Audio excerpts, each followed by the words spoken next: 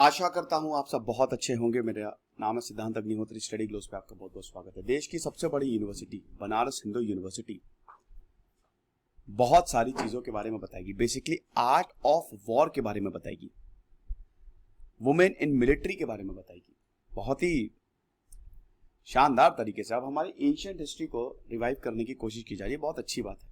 तो बात करेंगे, चैनल को सब्सक्राइब करें, इंस्टा पे फॉलो करें, टेलीग्राम पे। तो idea of women in military, making of war strategy और उसका implementation, formation of soldiers, art of wars और फॉर्मेट्स, ये टॉपिक्स स्टूडेंट्स को पढ़ाए जाएंगे as the part of BHU Banaras Hindu university. नया पोस्ट ग्रेजुएट प्रोग्राम है ये। ग्रेजुएशन के बाद पोस्ट ग्रेजुएट होता है ना, MA। तो अगर आप MA करना चाहते हैं इन सारी चीजों से तो अभी इसी वक्त अप्लाई कर दीजिए। तो प्रोग्राम का टाइटल क्या होगा? MA इन हिंदू स्टडी। इसमें शुरुआत में पहले साल में पहली बार है जब ऐसा हो रहा है, 40 स्टूडेंट होंगे। और ये प्रोग्राम जो है बहुत, क्योंकि देखिए एक चीज तो है नहीं, काफी इसमें डिपार्टमेंट्स इन्वॉल्व होंगे, तो काफी डिपार्टमेंट्स साथ में मिलकर लॉन्च करेगा। Department of philosophy, religion, department of Sanskrit, ancient history, culture, archaeology, इतने सारे डिपार्टमेंट मिलके ये प्रोग्राम चलाएंगे। भाई शानदार प्रोग्राम होने वाला है। तो मैं तो कह रहा हूं कि इसको जरूर ज्वाइन करो। भारत अध्ययन केंद्र BAK, जो कि यूनिवर्सिटी की आर्ट फैकल्टी के ये सब पार्ट्स हैं। तो ये कोलैबोरेटिव एफर्ट है। ये सारी की सारी जो फैकल्टी ये डिपार्टमेंट्स हैं, ये सब मिलके इस प्रोग्राम को चलाएंगे। MA इन हिंदू स्टडीज। ऑफिशियल्स बोल रहे हैं कि ये पहला फुल फ्लेजेड मास्टर कोर्स होगा हिंदू स्टडी में। ये वो बता रहे हैं कि इसमें क्या क्या कवर किया जाएगा। मिलिट्री क्यों चाहिए, डिफेंस स्टडीज के बारे में, जो हमारे वैदिक लिटरेचर में डिफेंस स्टडीज के बारे में बताया गया है, ताकि भारत में प्रेजेंट चैलेंज को सॉल्व किया जा सके। देखिए भारत के पास एंशिएंट हिस्ट्री की बात करें तो नगीने हैं, 6 स्कूल्स ऑफ फिलोसफी, बहुत सारे स्क्रिप्चर्स जिसमें आर्ट ऑफ वॉर के बारे में शानदार तरीके से बताया गया है। महाभारत से हम बहुत कुछ सीख सकते हैं, लेकिन सबसे बड़े जो ज्ञाता हैं वो हैं चाणक्य, विष्णुगुप्त।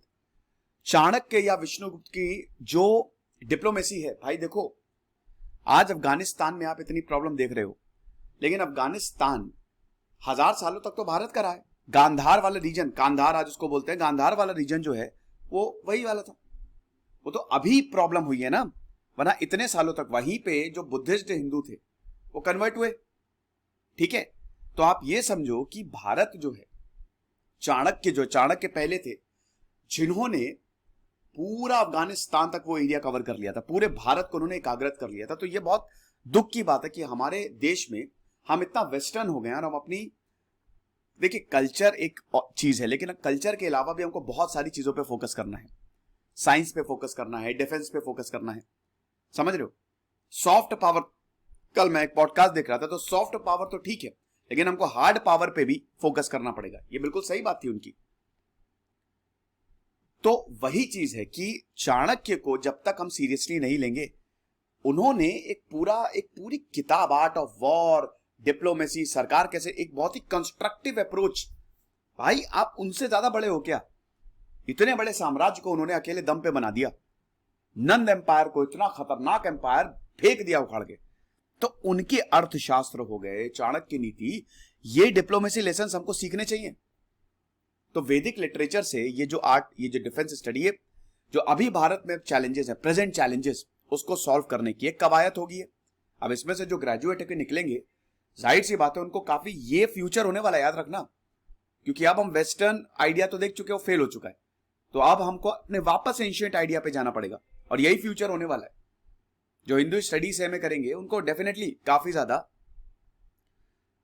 तवज्जो मिलने वाली आगे जाके। तो अब ऑफिशियल जो ये बताते हैं कि इसमें इंडियन मिलिट्री, साइंस, स्ट्रैटेजी के बारे में बताया जाएगा। 4 यूनिट्स होंगे। टॉपिक्स क्या क्या होंगे? सबसे पहले एनिमी और एलाइज कौन होते हैं, आपके दुश्मन और आपके दोस्त कौन होते हैं, पूरी डेफिनेशन, पूरी स्ट्रैटेजी। उसके बाद अपने एनिमीज को आप कैसे निपटे विदाउट वॉर। जरूरी नहीं है कि आप दुश्मन से लड़ाई करें, विदाउट वॉर। या अगर आपको वॉर की जरूरत पड़ी तो वॉर भी करें, कैसे निपटे और किस तरीके से दोस्ती बढ़ाएं, यानी कि ये तो पूरा डिप्लोमेसी है कि नहीं, इंटरनेशनल रिलेशंस। फिर उसके बाद सबसे important, idea of women military. Women military, women's, औरतों को हमेशा दबाया गया, लेकिन ये पहले ऐसा नहीं था। आप अर्ली वैदिक, लेटर वैदिक पीरियड को छोड़ दीजिए, बहुत ही बेकार घटिया समय रहा था वो, लेकिन अर्ली वैदिक पीरियड में अगर आप बात करें तो औरतों को बहुत ही ज्यादा तवज्जो दी जाती थी। औरतें सभाएं कराती थी, असेंबली करवाती थी, औरतें रूल करती थी। हालांकि उस समय तो इक्वालिटी थी। लेटर अर्ली वैदिक पीरियड और इंडस वैली सिविलाइजेशन, ये भारत के गोल्डन पीरियड रहे हैं। फिर लेटर वैदिक पीरियड में प्रॉब्लम हो गई, बहुत डिविजन्स हो गए, उसमें हम जातिवाद और बहुत सारी चीजें फैल गई, वो गड़बड़ रहा। तो औरतों का मिलिट्री में क्या रोल है भाई, बहुत आपको बता दूं कि जैसे चाणक्य के पास विष कन्याएं होती थी, वो थोड़ा थोड़ा जहर देते थे, तो उनकी बॉडी जो है उसको अडॉप्ट कर लेती थी और उसके बाद वो दुश्मन के पास भेज देते थे। ऐसे ही आज हनी ट्रैप के में फंसाया जाता ना, ऐसे बहुत सारे क्या कहते हैं कि मिशन चलते हैं। फिर उसके बाद कैंप और फोर्ट को कैसे लगाया जाए, राइट टाइम क्या, सही टाइम सही वक्त क्या है वॉर के लिए, युद्ध के लिए, ये चीज। तो ये सब हैं, ये सारी चीजें पढ़ाई जाएंगी। अब इससे पहले ये सारी चीजें बीएचयू में पढ़ाई जाएं दोस्तों, हम आपको बहुत कुछ पढ़ा रहे हैं हमारे ऐप पे, हमारे शानदार कोर्सेज है दोस्तों, आप जरूर अवेल करिए। साथ ही साथ आज से लेकर जब तक नहीं, परसों से शुरू हुआ ये, 1 महीने तक चलेगा, जब तक यूपीएससी का एग्जाम नहीं हो रहा है। 10 अक्टूबर को यूपीएससी का एग्जाम है, तो हर दिन 10 टेस्ट हम अपनी तरफ से आपको देंगे, यानी कि टोटल 300 सवाल होंगे। ये रोज शाम 5 बजे आधे घंटे आपको देने हैं। ये आप बताएगा कि आपकी प्रिपरेशन कैसी है। कुछ बच्चे बोल रहे थे कि सर टेस्ट बड़े टफ है, अरे अच्छी बात है ना, टफ अगर बनाएंगे क्वेश्चंस अगर टफ होंगे तभी तो हम आपको मतलब तभी तो आप यूपीएससी का एग्जाम दे पाओगे, है कि नहीं, ये चीज है। और ये जो टेस्ट सीरीज है जो हम आपको प्रोवाइड कर रहे हैं, ये आपको हमारे वेबसाइट studygloscom पे मिल जाएगी। तो यहां पे बताया जा रहा है कि जो नॉलेज और वैल्यूज हैं इन टेक्स्ट में, ये बहुत इंपॉर्टेंट है, नेशनल सिक्योरिटी के लिए बहुत इंपॉर्टेंट है। इंटरनल सिक्योरिटी एक सब्जेक्ट भी होता है, हम अपने एक्सटर्नल एनिमीज से कैसे डील करें। लेकिन याद रखिएगा यहां पे हम इंटरनल एलिमेंट्स की भी बात करते हैं। 2 चीजें हैं, एक तो अंदर के लोग, जैसे जब भी भारत आपस में लड़ा है हमेशा हमारा बंटवारा हुआ या बाहरी ताकतों ने हम पे इन्वेड किया है, हमेशा। तो हमको सबसे पहले एकाग्र रहना है। इंटरनल एलिमेंट्स भी खतरनाक है, जो घर का भेदी लंका ढाए। अब इसमें बहुत सारे देश जैसे चाइना हो गया, वो अपने एंशिएंट मिलिट्री नॉलेज को यूज करता है, आपको पता है। भारत को भी उसी डायरेक्शन में, देखिए ये बहुत शानदार चीज है, चाइना अपनी एंशिएंट सिविलाइजेशन को बनाने में लगा हुआ है, भारत ये नहीं कर रहा है। अगर आप चाइना को एनालाइज करो तो China is relying on their ancient civilisation. China छोड़ चुका है वेस्टर्नाइजेशन, वो वापस अपनी सिविलाइजेशन को रिवाइव कर रहा है, और इसीलिए चाइना बहुत आगे बढ़ रहा है। और हम वेस्ट वेस्ट वेस्ट, हमको अपनी नेटिव लैंग्वेज में पढ़ना पसंद नहीं। अब नेटिव लैंग्वेज इसमें हिंदी नहीं है, आप बंगाली में पढ़ो, अगर आप बंगाल के हो, आप आसामीज में पढ़ो, आप मराठी में पढ़ो। सबसे अच्छे से आपको चीजें कब समझ में आएगी, जब आपको आपकी भाषा में पढ़ाया जाएगा, है कि नहीं। तो ये चीज है। लेकिन हम जो है नहीं, हम इंग्लिश हम पे थोपी जाती है, हमको अंग्रेजी आनी चाहिए। हम जो है मतलब वेस्ट बहुत ज्यादा उधर सराबोर हो गए कि वेस्ट की जो पढ़ाई है वो बेस्ट है, वेस्ट सब कुछ कानून से लेकर एवरीथिंग इज वेस्ट। तो हम पीछे जा रहे हैं, तो हम कैसे बढ़ेंगे, ये एक अच्छा कदम है ये चीज।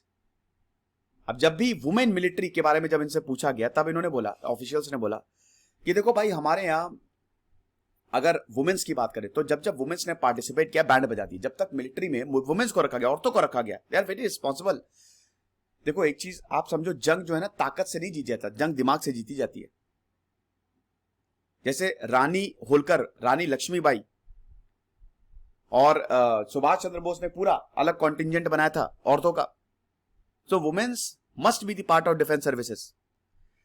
ये 2 साल का प्रोग्राम होगा, इसमें 9 कंपलसरी सब्जेक्ट होंगे और 7 ऑप्शनल पेपर्स होंगे, मतलब 9 कंपलसरी पेपर, 7 ऑप्शनल पेपर।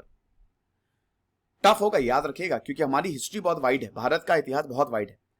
तो इसमें जो कोर पेपर्स होंगे वो जैसे Hindu civilisation, society, culture, practices के बारे में एम्फेसिस करेंगे, राइट, कि हमारा पहले का सिस्टम कैसे काम करता था। आप जब पूछा गया कि भाई आप ये इसका क्या है, मतलब व्हाट इज दी, आप ये जो पेपर इंट्रोड्यूस कर रहे हो, तो यही है कि भाई देखो, हम मिलिट्री साइंसेज आज की बात नहीं है, हमने पूरे भारत पे चाहे मौर्यंस, गुप्तास, फिर पुष्याभूति डायनेस्टी, विजयनगर किंगडम, तो हमारे पास बहुत गजब के एग्जांपल्स मौजूद हैं, गजब की मिलिट्री स्ट्रेटजीज मौजूद है वैदिक कल्चर में।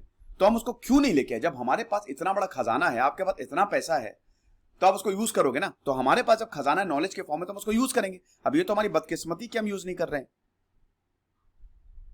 तो इसीलिए हिंदू मिलिट्री साइंस और स्ट्रैटेजी को पढ़ाना बहुत ज्यादा जरूरी है। यहां पे दो इंपॉर्टेंट बुक्स, एक तो वशिष्ठ की धनुर्वेद संहिता और एक वैशंपायन की नीति प्रकाशिका, दोनों ही संस्कृत में है। Sanskrit is the best languages, Sanskrit से बेहतरीन लैंग्वेज नहीं है। अभी 100 साल में ही संस्कृत जो है वो डिसअपियर हुई है, ये बात करेंगे, यही चीज है।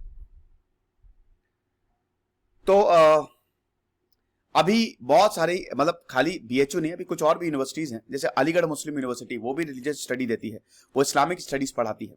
दिल्ली यूनिवर्सिटी बुद्धिज्म पढ़ाती है। तो बीएचयू पे भी बहुत सारी रिक्वेस्ट आ रही थी कि आप भी पढ़ाओ, एनआरआईज की रिक्वेस्ट कर रहे थे। तो अब यही है कि अब यहाँ पे हिंदू स्टडी होगी, तो ठीक है, इसमें कोई दिक्कत नहीं है, अच्छी बात है ये। खुश रहिए, पढ़ते रहिए। जैसे सिद्धांत अग्निहोत्री साइनिंग ऑफ। आपका क्या मानना है मुझे जरूर कमेंट बॉक्स में बताइएगा। Thank you so much.